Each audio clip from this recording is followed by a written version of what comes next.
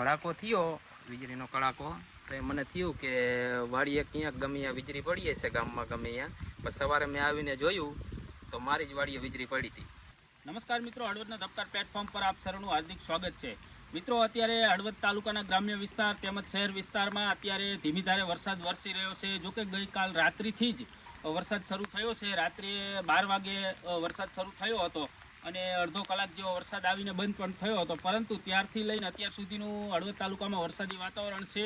ત્યારે રાત્રિની વાત કરી તો જોરદાર પવન અને કડાકા ભડાકા સાથે જે વરસાદ વરસ્યો, એવામાં હળવદ તાલુકાના રાણેકપર જે ગામ છે તે ગામમાં સીમ વિસ્તારમાં એટલે કે રાણેકપર અને માનસર વચ્ચે જે વાડી આવેલી છે, વિરમભાઈ નાનજીભાઈની વાડી જે આવેલી છે તે વાડીએ ટીસી પર વીજળી પડી છે.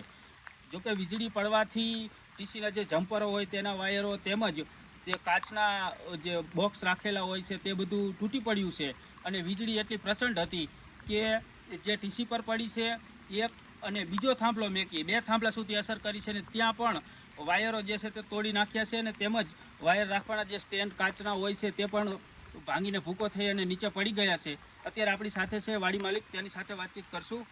કલ્પેશભાઈ, તમારી વાડીએ વીજળી પડી, તમને ક્યારે ખ્યાલ આવ્યો? મને રાતે ભડાકો થયો વીજળીનો કડાકો તો એ મને થયું કે વાડીએ ક્યાંક ગમે ત્યાં વીજળી પડી હશે ગામમાં ગમે ત્યાં. પછી સવારે મેં આવીને જોયું તો મારી જ વાડીએ વીજળી પડી હતી.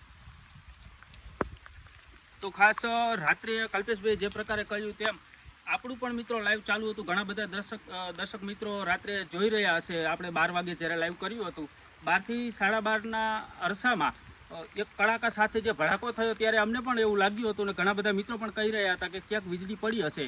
પરંતુ રાત્રે તો એ સમાચાર નહોતા મળ્યા. પરંતુ જ્યારે ખેડૂત પોતાની વાડીએ સવારે આવ્યા ત્યારે જોયું કે પાવર નથી, લાઇટ નથી. ત્યારે ટીસી નજીક આવતા જોયું તો ટીસીએ ઘણી બધી ભાંગતોડ વીજળી દ્વારા કરવામાં આવી છે. તેમજ અહીં જે વાયરો જે છે, જમ્પરો જે છે અને જે કાચના બોક્સ જે સ્ટેન્ડ રાખવાનું હોય છે તે તોડી નાખ્યું છે. મહત્વની વાત મિત્રો એ છે કે આ જે ટીસી છે તેની બાજુમાં જ એક જે વાડી માલિક છે તેમની ભેંસ પણ બાંધેલી હતી. પરંતુ સદનસીબે ત્યાંથી વીજળી થોડી દૂર રહી છે અને ભેંસનો પણ આ બચાવ થયો છે. આભાર મિત્રો.